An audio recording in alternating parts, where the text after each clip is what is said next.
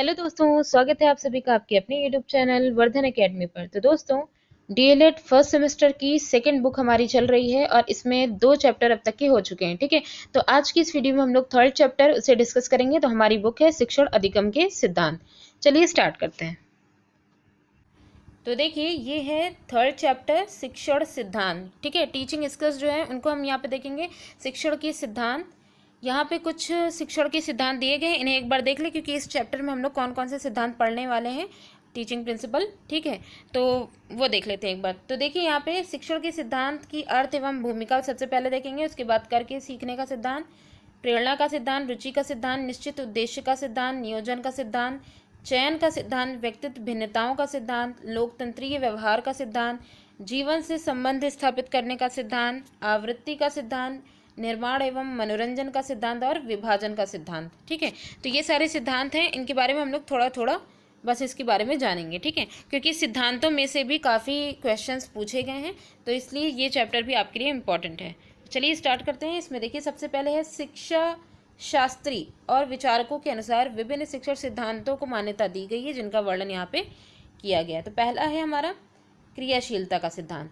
इसका क्या मतलब है? इसका अर्थ है करके सीखना। यह सिद्धांत बाल मनोविज्ञान का आधारभूत सिद्धांत है और इसमें सीखने वाले का पूरी अधिगम प्रक्रिया में सक्रिय रहना परम आवश्यक है। मतलब कह सकते हैं कि ये सिद्धांत कंप्लीटली फोकस करता है करके सीखने पर। ठीक है, तो करके सीखना अगर है तो इसमें पूरी जो प्रोसेस चाहे जितनी भी देर तक की रहेगी, इसमें सक्रिय रहना ज़रूरी है। ठीक है, तो फ्रोबेल देखिए यहाँ पे क्या कहते हैं, बालक कार्य करके ही सीखते हैं, क्योंकि वो जो भी सीख रहे हैं, अगर वो करके सीख रहे हैं तो वो स्थायी रूप से उनके पास वो जो नॉलेज उनको मिल रही है वो बनी रहेगी। तो क्रिया द्वारा सीखना स्थायी सीखना कहलाता है। ठीक है, तो ये चीज़ हो गई। अब यहाँ पे हम देखेंगे कि क्रियाशीलता के सिद्धांत का सबसे बड़ा लाभ है कि सीखने में एकाग्रता, जो किसी भी, चाहे वह छोटा हो या बड़ा कार्य हो, उसके लिए ज़रूरी है। अगर कोई भी व्यक्ति कोई भी चीज़ सीख रहा है तो उसके लिए सबसे इम्पॉर्टेंट है एकाग्रता, उसका कंसंट्रेशन बना होना चाहिए। कंसंट्रेशन अगर वो बना करके रखेगा तो वो चाहे छोटा सा काम करे चाहे बड़ा काम करे, उन दोनों के लिए ही क्योंकि वो सीख रहा है और स्थायी रूप से अगर सीख रहा है तो दोनों ही जो है कंडीशन में उसके लिए ये चीज़ ज़रूरी है। ठीक है, अब जैसे कि कोई बच्चा है, करके सीखने की जो सिद्धांत है उस पर ज़्यादा फोकस किया गया है क्रियाशीलता के सिद्धांत में। ठीक है, तो जैसे कि उसको पौधे के बारे में बताना है कि पौधा कैसे, एक पौधे का रूप, एक बीज एक पौधे का रूप कैसे ले लेता है, तो उसको आप भी करिए और उसके साथ जो जो छात्र है वो भी, उसको भी सीड दिया जाए। वो सीड को बोने के बाद मिट्टी में उसके क्या क्या चीज़ें इसको मिलानी है, खाद मिलाना है, पानी मिलाना है और किस तरीके से उसको रखना है। फिर उसके बाद जब वो जो है बीज अंकुरित होगा, फिर जैसे जैसे वो बड़ा, मतलब उस पौधे को अंकुरित होने में या बीज का पौधे तक बनने की जो पूरी प्रोसेस है, उसमें हवा, पानी, प्रकाश, जितनी भी चीज़ें ज़रूरी हैं उसके अनुकूल वातावरण के लिए, वो सारी चीज़ें उसको प्रोवाइड की जाएंगी। ठीक है, तो ये सारी चीज़ें जब वो देखेगा, खुद करेगा, तो फिर वो क्या होगा, वो अच्छी तरीके से उसे सीख लेगा। अब इसमें यहाँ पे कुछ यहाँ पे दी गई हैं, जैसे मॉन्टेसरी, किंडरगार्टन, डॉल्टन, ऐसी ये कुछ पद्धतियाँ हैं जो क्रियाशीलता पर जोर देती हैं, करके सीखने पर ये जोर देती हैं। इसी के साथ ही महात्मा गांधी द्वारा चलाई गई जो बेसिक योजना थी और राष्ट्रीय पाठ्यचर्या की रूपरेखा जो 2005 है, ठीक है, तो ये इसमें भी करके सीखने पर ही जो है बल दिया गया है। मूल सिद्धांत, जो करके सीखने का मूल सिद्धांत है, इसी को ही मान्यता दी गई है। ठीक है, अब जैसे कि कोई खुद से कर रहा है, यानी स्वयं अगर वो कोई काम करके वो कुछ सीखना चाह रहा है, तो उसमें उसे क्या क्या चीज़ें मिलेंगी। पहली बात तो वो कार्य हो या कोई पाठ हो वो सीख जाएगा। ठीक है, इसके अलावा उसका जो आत्मविश्वास है वो भी बढ़ेगा, क्योंकि वो जब खुद करेगा तो उसमें प्रॉब्लम धीरे धीरे जैसे जैसे सॉल्व होती जाएंगी उसका आत्मविश्वास बढ़ता जाएगा। व्यवहार परिमार्जन होगा, उसके बिहेवियर में भी चेंज आता चला जाएगा, उसको एक मार्ग मिलता चला जाएगा। ठीक है, तो ये था क्रियाशीलता का सिद्धांत। इसके बाद है प्रेरणा का सिद्धांत, जो कि सेकंड है। इसमें केली महोदय का विचार था कि शिक्षण में अभिप्रेरणा किसी न किसी रूप में अवश्य उपस्थित होती है, यानी टीचिंग की प्रोसेस जब भी हो रही होगी उसमें मोटिवेशन सबसे इम्पॉर्टेंट है। अब मोटिवेशन यानी प्रेरणा जो होती है वो कितने तरीके की होती है, तो देखिए, शाब्दिक रूप में भी होती है, अशाब्दिक रूप में भी होती है। जैसे कोई बच्चा कोई काम कर रहा है तो शाब्दिक रूप में उसे कैसे कि अगर उसने करने की कोशिश की है, जो छोटा बच्चा है वो अगर ए फॉर एप्पल बनाने की कोशिश कर रहा है, ए को बनाने की कोशिश कर रहा है, टेढ़ा मेढ़ा चाहे जैसे भी किया जाए, उसको हमें मोटिवेट करना है ताकि वो थके ना और जो है बोर ना हो उस चीज़ से। तो हम बोलेंगे शाबाश, बहुत अच्छा बनाया, बहुत जो है मतलब बहुत उत्तम काम किया है। तो ये सब कुछ वर्ड है जो शाब्दिक जो है मोटिवेशन में आ जाएंगे, प्रेरणा में। अशाब्दिक में आते हैं कि जब बच्चे अच्छा परफॉर्मेंस करते हैं तो उनको जो है पुरस्कार मिलता है, ठीक है, अवार्ड के फॉर्म में मिलता है, या दंड भी अशाब्दिक में आ जाएगा। ये दंड इसलिए यहाँ पे फ़ायदेमंद होता है कि अगर कोई बच्चा है वो जो है मतलब किसी चेयर या किसी ऐसी चीज़ पे खड़ा हो रहा है या उसका यूज़ कर रहा है जो उसको चोट पहुंचा सकती है, तो ऐसी चीज़ों से उसे दूर करने के लिए, कि उसकी ही सेफ्टी के लिए उसे दंड दिया जाए, तो ये भी एक तरीके की जो है प्रेरणा का ही काम करेगा। इसके बाद है, वास्तव में प्रेरणा वह प्रक्रिया है जो समस्त प्रकार के अधिगम शिक्षण को प्रारंभ करती है, जारी रखती है और पूरा होने तक चलती रहती है। मोटिवेशन की बात यहाँ पे सिंपल यही कही गई है कि अगर कोई अधिगम या शिक्षण स्टार्ट हो रहा है तो मोटिवेशन क्या करता है, पहले तो उसको स्टार्ट होने में, तो प्रेरणा की यानी मोटिवेशन की जो प्रोसेस है वो क्या करती है, शिक्षण को प्रारंभ करती है। प्रारंभ होने में अगर मोटिवेट किया जाएगा किसी भी सब्जेक्ट या टॉपिक को लेकर के, तो उसको जो है स्टार्ट करने में भी ये हेल्प करती है। दूसरा, उसको बनाए रखने में, क्योंकि अगर मान लीजिए वो बोरिंग ना बने, पठार की कंडीशन ना रहे, इसलिए मोटिवेशन बीच बीच में मिलते रहना चाहिए। तो ये उसको शिक्षण की प्रक्रिया को जारी रखने और कंप्लीट, जब तक कि वो कंप्लीट नहीं हो जाता तब तक ये प्रोसेस चलती रहती है, ठीक है। इसके बाद आता है हमारा थर्ड, रुचि का सिद्धांत। तो इसमें देखिए रुचि के सिद्धांत में क्या है, इसका सिंपल अगर लैंग्वेज में देखें तो जिस कार्य में हमारा मन लगे यानी हमारी उसमें वो रुचि है, ठीक है। अब रुचिपूर्ण जो विधियां हैं वो कैसी हो सकती हैं, जो भी काम हम करेंगे उसमें हमारी जिज्ञासा होनी चाहिए, उसका सह संबंध होना चाहिए, को रिलेट होना चाहिए, कि पूर्व ज्ञान से इसको रिलेट करना चाहिए। पाठ्य सहायक सामग्री इसमें जो है इम्पॉर्टेंट है, क्योंकि कोई भी टॉपिक या कोई भी पार्ट है वो इंटरेस्टेड तभी होगा, उसमें रुचि तभी आएगी जब जो है उसमें जो है मतलब इंटरेस्ट डालने वाली जो चीज़ें हैं, जैसे कि टीएलएम है और मॉडल है, इन सब के थ्रू वो इसको रिप्रेजेंट किया जाए तो और भी ज़्यादा जो है मतलब अच्छी तरीके से वो प्रेजेंट कर सकते हैं, ठीक है। तो ये भी एक जो है इंटरेस्ट को बढ़ाने का काम करती है। तो देखिए यहाँ पे शिक्षक शिक्षण सामग्री को इस तरीके से प्रस्तुत करे कि कक्षागत अनुशासन भी बना रहे और अधिगमकर्ता सीखने के लिए सक्रिय भी रहें। मतलब कहने का है कि अगर वो जो शिक्षण हो रहा है, जो टीचिंग कराई जा रही है, वो इतनी प्रभावी हो, इतनी इंटरेस्टेड हो कि बच्चे ऑलरेडी उसको सीखने की कोशिश करेंगे। अब जैसे कोई मूवी है जिसके बारे में एक अद्भुत, जिसमें बहुत अद्भुत एनिमल्स के बारे में बताया जा रहा है, ऐसे अगर रीडिंग कराया जाएगा तो उनको कुछ नहीं समझ में आएगा। लेकिन वही अगर मूवी के फॉर्म में और टीचर भी ऐसे हो जो उसको अच्छे से एक्सप्लेन कर सके, तो क्या होगा कि अनुशासन बना रहेगा, कोई किसी भी तरीके का शोर नहीं करेगा, क्योंकि उसको क्या है कि एक अलग सी चीज़ उसे देखने को मिल रही है और एक जो है मतलब कि इंटरेस्ट भी बना रहेगा। तो ये सारी चीज़ें हैं जो मतलब एक जो रुचि वाला जो टॉपिक है वो शिक्षण के लिए सबसे इम्पोर्टेंट है। यहाँ पे मैकडूगल क्या कहते हैं, रुचि प्रच्छन्न ध्यान तथा ध्यान रुचि का क्रियात्मक रूप है, ठीक है। तो यहाँ पे कहा गया है कि रुचि का ध्यान से संबंध है और ध्यान का रुचि से संबंध है। तो मैकडूगल के अनुसार अगर देखा जाए कि जो रुचि है वो अगर किसी बच्चे को या किसी व्यक्ति को किसी चीज़ में, किसी सब्जेक्ट में या किसी काम में इंटरेस्ट है, तभी वो उसमें ध्यान केंद्रित करेगा, तभी उसका उसमें ध्यान लगेगा, ठीक है। तो यही रिलेशन को मैकडूगल ने यहाँ पे बताया। नेक्स्ट हमारा सिद्धांत है निश्चित उद्देश्य का सिद्धांत। इसमें क्या कहा गया है, जब हम शिक्षण करते हैं तो प्रत्येक पाठ का कोई ना कोई लक्ष्य होता है, ठीक है। उसी दिशा में शिक्षण कार्य किया जाए जो शिक्षण प्रभावी हो, यानी कि लक्ष्य को यहाँ पे टारगेट करना है। तो लक्ष्य को टारगेट करने के आधार पर शिक्षण किया जाता है और शिक्षण को इस तरीके से किया जाए कि वो प्रभावी हो, ठीक है। शिक्षण को में जो भी तरीके, जो भी प्रोसेस यूज़ की जाए वो उसको इफ़ेक्टिव बनाए।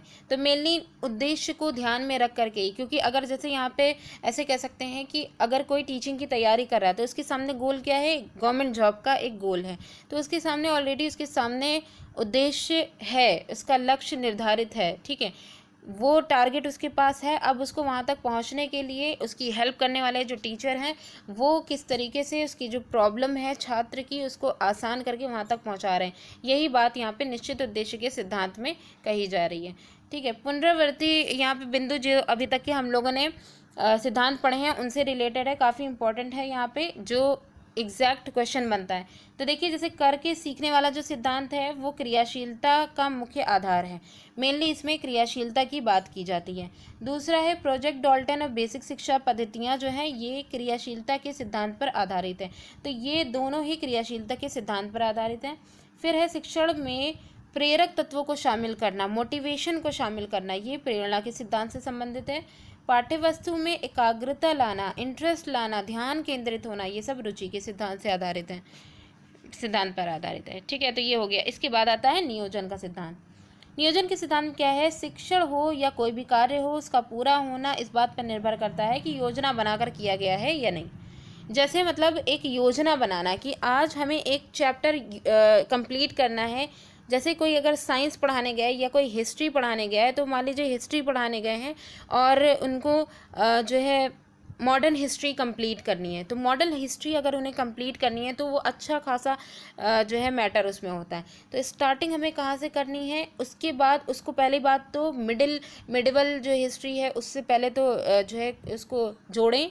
ठीक है, कि वो कहाँ पे एंड हुई है, उसके बाद मॉडर्न हिस्ट्री कहाँ से स्टार्ट हुई है, फिर उसमें जितने भी स्टेप बाय स्टेप अब कौन है, उन्होंने क्या काम किया, ये सारी चीज़ें मतलब ध्यान रखते हुए पूरा एक प्रोसेस बना करके, एक योजना बना करके, अब योजना में आपका चार्ट भी हो सकता है ताकि बच्चों को अच्छे से समझ में आ जाए। ठीक है, उनके जो सन है उनको ऐसी घटनाओं से रिलेट किया जाए ताकि वो सन याद रहें। तो ये सारी चीज़ें हैं। तो नियोजन का सिद्धांत सिंपल ये है, एक अच्छी योजना एक अच्छे शिक्षण को यहाँ पे बताती है। ठीक है, शिक्षण करते समय प्रत्येक शिक्षक को अपनी शिक्षण योजना बनानी चाहिए कि जब वो स्टार्टिंग अपनी टीचिंग करेंगे तो वो पहले क्या करेंगे, या ऐसे तो नहीं होगा कि क्लास में आ करके फिर वो सोचे आज हम क्या पढ़ाएं। क्लास में आ करके वो मतलब अब वो इंटर कर चुके हैं, उसके बाद सोच रहे हैं कि अब हमें कौन सा टॉपिक पढ़ाना है, फिर किताब उठा करके उसको पहले देखेंगे फिर पढ़ाना शुरू करेंगे। इससे क्या होता है, बच्चों पर नेगेटिव इफेक्ट सिंपल पड़ता है। तो उनके मतलब मेंटालिटी एक बन जाती है कि अभी टीचर आकर के इतना तो टाइम ये लेंगे ही। ठीक है, यही चीज़ अगर पहले से ही डिसाइड किए रहेंगे टीचर कि अब वो आते ही साथ में अपना स्टार्टिंग करेंगे, पहले क्या बोलेंगे, उसके बाद उन्हें पहले कुछ क्वेश्चंस पूछेंगे, प्रीवियस जो भी नॉलेज उन्होंने दी होगी उससे रिलेटेड। तो ये सारी चीज़ें हैं कि एक योजना बनानी होगी कि वो अपने जो टीचिंग प्रस्तुतिकरण उसका कर रहे हैं वो किस तरीके से करना है, ताकि जो बच्चे हैं वो भ्रमित ना हों। ठीक है, अब जैसे योजना करके अगर कोई कार्य किया जाएगा तो उसमें क्या क्या हेल्प मिल सकती है, समय और श्रम की बचत होगी, शिक्षण अधिगम क्रमबद्ध होगा, शिक्षण का उद्देश्य पूरा होगा। तो यहाँ पे देखिए नेक्स्ट है चयन का सिद्धांत। इसमें है शिक्षण भी एक जटिल कार्य है, इसमें हमें विभिन्न विषयों को पढ़ाना समझाना होता है। ठीक है, शिक्षक पर यह गुरुतर दायित्व होता है कि वह कौन सा विषय पहले पढ़ाए, कौन सा बाद में, किस सामग्री को कैसे वो प्रस्तुत करे। ठीक है, और जो कक्षा की जो समस्याएं हैं उनको कैसे हल करे, उनमें कैसे वो सफल होगा, ये सारी चीज़ें हैं। तो कह सकते हैं कि चयन के सिद्धांत का अनुसरण ज़रूरी है। तो यानी कि अब ये जो शिक्षक है, शिक्षक पर डिपेंड करता है कि अपनी टीचिंग की जो उसकी स्किल है और जो अपने जो भी शिक्षण वो करेगा वो प्रभावी कैसे बने, किन चीज़ों को वो यूज़ करे। तो जैसी चीज़ें वो यूज़ करेगा, जिनका वो चयन करेगा, पाठ्य सामग्री हो, चाहे कोई टॉपिक हो, चाहे पढ़ाने का तरीका हो, चाहे पद्धतियाँ हों, ये सारी चीज़ें डिपेंड करेंगी उसके चयन पर। ठीक है, अब यहाँ पे रायबर्न कहते हैं कि शिक्षक के अच्छे चयन की योग्यता पर उसकी कार्य की सफलता निर्भर करती है। यही बात यहाँ पे कही गई है चयन के सिद्धांत में कि कार्य उसका तभी सफल होगा जब वो चयन जो भी करेगा, चूज जो भी करेगा वो अच्छा करेगा। ठीक है, यहाँ पे पुनरावृत्ति जो बिंदु है इसमें वही बात कही गई है कि ज्ञान का स्वरूप कहा गया है कि अथाह सागर की एक सागर की तरह रहता है, लेकिन उसमें भी शिक्षण में चयन ज़रूरी है, एक चूज़ करना कि आप कौन सा तरीका, उस पूरे सागर में से आप क्या चीज़ ऐसी चूज़ कर रहे हैं जो कम में ही अच्छा प्रभाव डाले। ठीक है, उद्देश्यहीन अगर शिक्षण होगा तो वो कभी सफल नहीं होता। जिसमें हमें टारगेट नहीं पता है तो उसमें हम क्या पढ़ रहे हैं, क्यों पढ़ रहे हैं, इसके बारे में पता ही नहीं रहता है। थोड़ा बहुत इंटरेस्ट आएगा, उसके बाद सब बोरिंग, फिर उसके बाद वो बेकार हो जाएगा। ठीक है, चयन उद्देश्य के साथ शिक्षण की योजना बनानी चाहिए। मतलब ये दो चीज़ें इंपॉर्टेंट हैं शिक्षण की योजना बनाने में, एक तो चयन, दूसरा हमारा टारगेट। ठीक, नेक्स्ट आता है व्यक्तित्व विभिन्नता का सिद्धांत। इसमें अगर हम बात करें तो जैसे कि शिक्षक हमेशा व्यक्तित्व विभिन्नता का ख्याल रखे, उसके अनुसार शिक्षण को नियोजित करे, अन्यथा शिक्षण कुछ छात्रों की समझ में आएगा और कुछ को नहीं। व्यक्तित्व विभिन्नता की बात यहाँ पे की गई है कि यहाँ पे बच्चों के रंग रूप और इन सब के देखते हुए कोई भेदभाव नहीं होना चाहिए, पहले तो यहाँ पे ये बात। दूसरा सबसे इम्पॉर्टेंट बात यहाँ पे ये होती है, व्यक्तित्व विभिन्नता की बात की गई है, फिजिकली मेंटली बच्चे कैसे हैं, क्योंकि एक क्लास में कई तरीके के बच्चे बैठते हैं, क्योंकि हमारी क्लासेस जो हैं वो जो कक्षाएं हैं वो समावेशी हैं। तो अब सभी बच्चों को ध्यान में रख करके ही हमें शिक्षण करना है, ताकि ऐसा ना हो कि कुछ बच्चों को चीज़ें समझ में आ रही हैं, कुछ बच्चे सीख रहे हैं, कुछ बच्चे नीरस बैठे हैं, उनके लिए कोई फ़ायदेमंद नहीं है। ठीक है, इसके बाद है लोकतंत्रीय व्यवहार का सिद्धांत। लोकतंत्रीय व्यवहार के सिद्धांत में सिंपल वही बात कही गई है। लोकतंत्रीय सिद्धांत कहता है कि कक्षा शिक्षण शिक्षार्थियों की सहभागिता पर आधारित हो, उनकी क्रियाशीलता से पाठ्यवस्तु पढ़ाई जाए। यानी यहाँ पे लोकतंत्रात्मक बात कही गई है कि बच्चे किस जाति के, किस रंग रूप के, किस जो है मतलब सोसाइटी से बिलोंग करते हैं, अमीर हैं, गरीब हैं, इन सारी चीज़ों का शिक्षण पर कोई प्रभाव नहीं पड़ना चाहिए। एक शिक्षक को इन सारी चीज़ों से दूर होना चाहिए। सभी बच्चों को समान, उनको जो है इक्वालिटी, समानता का अधिकार देना चाहिए। ठीक है, और सबसे इम्पॉर्टेंट बात ये है कि जो भी पाठ्य वस्तु पढ़ाई जाए वो उसमें क्या हो कि क्लास में बैठे हर तरीके के बच्चे उसमें क्रियाशील हों। ठीक है, पूरी तरीके से उसमें पार्टिसिपेट करें, बिना किसी भेदभाव, बिना किसी संकोच के। ठीक, इसके बाद आता है जीवन से संबंध स्थापित करने का सिद्धांत। ये क्या कहता है? शिक्षा जीवन पर्यंत चलने वाली प्रक्रिया है। शिक्षा के द्वारा ही मानव जीवन को उन्नत बनाया जा सकता है। इसलिए राष्ट्रीय पाठ्यचर्या की रूपरेखा 2005 में शिक्षा को जीवन से जोड़ने की बात पर जोर दिया गया। ठीक है, तो यहाँ पे मेनली जीवन से संबंध स्थापित करने के सिद्धांत में ये कुछ प्रोग्राम चलाए गए, जिनके द्वारा सीधा ये बात कही गई कि शिक्षा जो है वो जीवन को उन्नत बनाने में सफलता, मतलब कि जीवन को वो उन्नत बना सकती है जो शिक्षा होती है। ठीक है, तो एक नॉलेज जो है वो एक अच्छे जीवन के लिए होती है। तो इसी पर ही मतलब इसको जो है अपनी लाइफ से, शिक्षा को लाइफ से जोड़ने के लिए कुछ प्रोग्राम्स किए गए, जिनमें हमारी राष्ट्रीय पाठ्यचर्या की रूपरेखा 2005 के सारे प्रोग्राम्स आएंगे। ठीक है, इसमें जो जो बातें की गई हैं वो इसमें शामिल हैं। इसके बाद है शिक्षण में केवल जीवन से ही नहीं वरन एक विषय का दूसरे विषय से सह संबंध भी ज़रूरी है। जैसे यहाँ पे ये कहा गया कि टीचिंग की जो एक प्रोसेस कराई जा रही है, ठीक है, टीचिंग में कहा गया कि खाली जो टीचिंग है उसको जीवन से ही नहीं जोड़ा जाए, बल्कि एक टीचिंग में एक ही चीज़ तो पढ़ाई नहीं जाती है, कई सारे सब्जेक्ट्स इसमें इंक्लूडेड रहते हैं। तो उसमें ये भी देखना है कि जो एक टॉपिक है या एक विषय है वो उसका दूसरे विषय से संबंध होना चाहिए। ठीक है, उसका जो है संबंध ज़रूरी है। जैसे यहाँ पे बताया गया है कि अर्थशास्त्र का गणित से, जब अर्थशास्त्र पढ़ी जाती है तो उसमें कुछ मैथमेटिक्स की जो है चीज़ें भी आती हैं, तो अर्थशास्त्र को गणित से जो है इसका संबंध स्थापित किया जाता है, ताकि जो मतलब कि मान लीजिए जिन्होंने मैथ से इंटर किया हो, अगर उन्हें इकोनॉमिक्स पढ़नी है या अर्थशास्त्र के बारे में मतलब आगे उनका इंटरेस्ट है उसमें मान लीजिए, तो अगर वो मैथ से पढ़े हैं तो वो ईजिली उसे समझ सकेंगे, मतलब कि उसे क्वालिफाई कर सकेंगे। ठीक है, ऐसे समझने में प्रॉब्लम नहीं होगी। अब जैसे जो गृह विज्ञान जिन्होंने ले रखा है वो जीव विज्ञान को आसानी से समझ लेंगे, क्योंकि काफ़ी सारी चीज़ें इसमें मिलती जुलती रहती हैं। एक भाषा का दूसरी भाषा से संबंध होना चाहिए। ठीक है, तो ये सारी चीज़ें हैं कि शिक्षण में सिर्फ जीवन से ही शिक्षण जो है संबंधित ना हो, एक विषय से दूसरे विषय का भी संबंध हो। फिर आता है आवृत्ति का सिद्धांत। आवृत्ति के सिद्धांत में सिंपल बात कही गई है, बार बार पाठ को दोहराने से सीखे हुए पाठ के प्रति विस्मरण की संभावना कम हो जाती है। आवृत्ति के सिद्धांत की जब भी बात होती है तो हमारा थॉर्नडाइक का जो सिद्धांत है वो भी सामने आता है, क्योंकि उन्होंने यही कहा कि किसी भी चीज़ को, किसी भी काम को अगर बार बार दोहराया जाएगा तो हमारी मिस्टेक कम होती चली जाएंगी।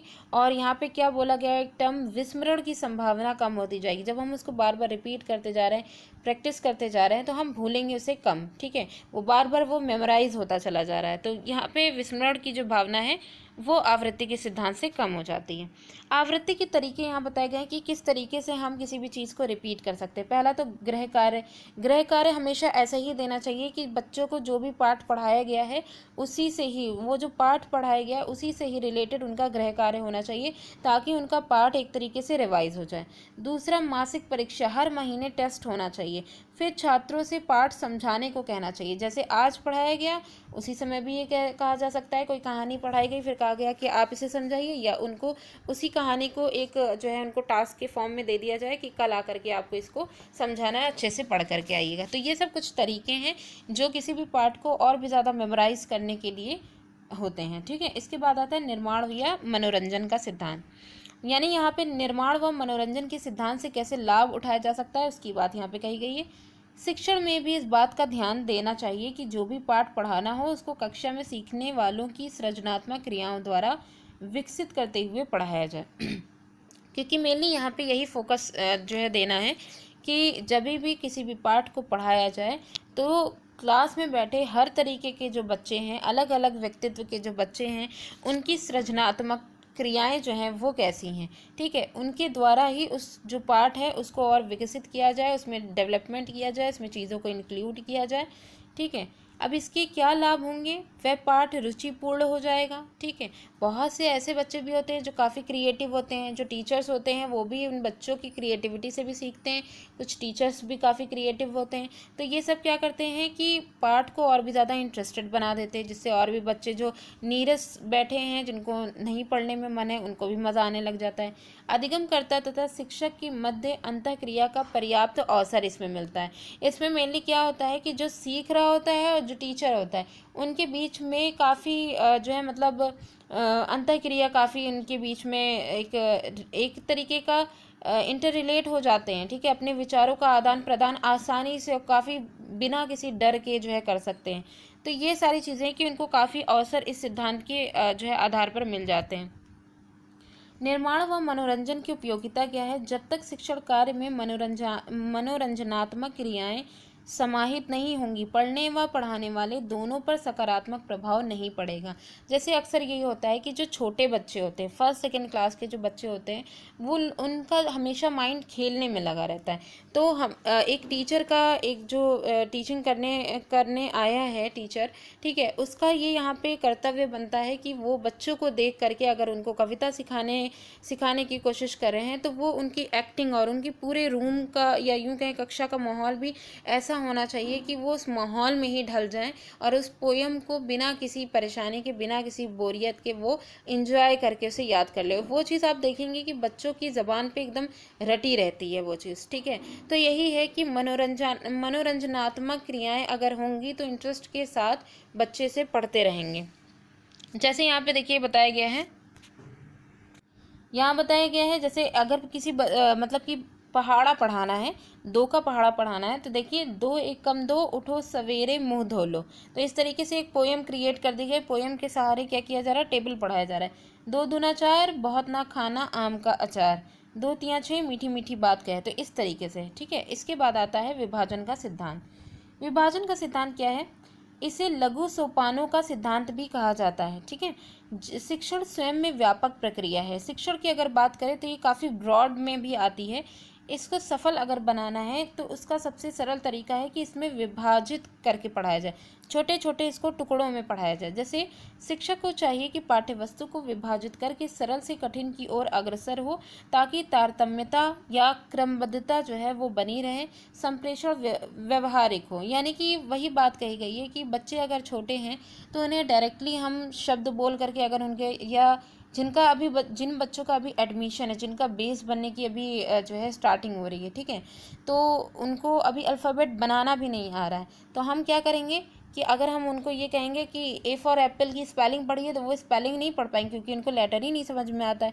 तो यानी कि अगर हमें उनको सिखाना है तो हमें विभाजन के सिद्धांत को वहाँ फॉलो करना होगा। पहले हम उनको अक्षर समझाएंगे, कि उनको समझना सिखाएंगे कि कौन से अक्षर को क्या कहा जाता है, वो कैसे बनता है, फिर उससे कौन सा शब्द बन रहा है, छोटे शब्द बताए जाएंगे, फिर बड़े, फिर उसके बाद वाक्य। इस तरीके से वो आगे सरल से जटिल की तरफ बढ़ेंगे। तो ये जो है कि ये सिद्धांत वैज्ञानिक दृष्टि से पूर्ण है, ठीक है, क्योंकि विभाजन क्रम में आगे बढ़ते हुए शिक्षक को छात्रों की सीखने की गति व स्तर का ज्ञान होता चला जाता है। जैसे जैसे ये स्टेप बाय स्टेप आगे बढ़ा जाता है, वैसे वैसे कौन सा बच्चा कितनी स्पीड से सीख रहा है ये भी पता चल जाता है, इसकी कैपेबिलिटी भी पता चल जाती है। वह अपना शिक्षण कार्य उत्तरोत्तर परिष्कृत भी करता चलता है, और शिक्षक को ये भी पता चल जाता है कि कहीं हमारे पढ़ाने में कुछ कमी तो नहीं हो रही है, कि सभी बच्चों में इस तरीके की स्पीड अगर कम है या कुछ भी, अगर कोई मिस्टेक होती है तो उसे भी सही करने की कोशिश कर सकता है वो। ठीक है, तो ये जो सारे सिद्धांत थे वो यहाँ पे हमारे कंप्लीट हो गए। जो ज़रूरी बातें थी वो हम लोग ने यहाँ पे डिस्कस कर लिए। ठीक है, तो ये चैप्टर यहीं पे कंप्लीट होता है। वीडियो कैसी लगी कमेंट करके ज़रूर बताइएगा। Thanks for watching.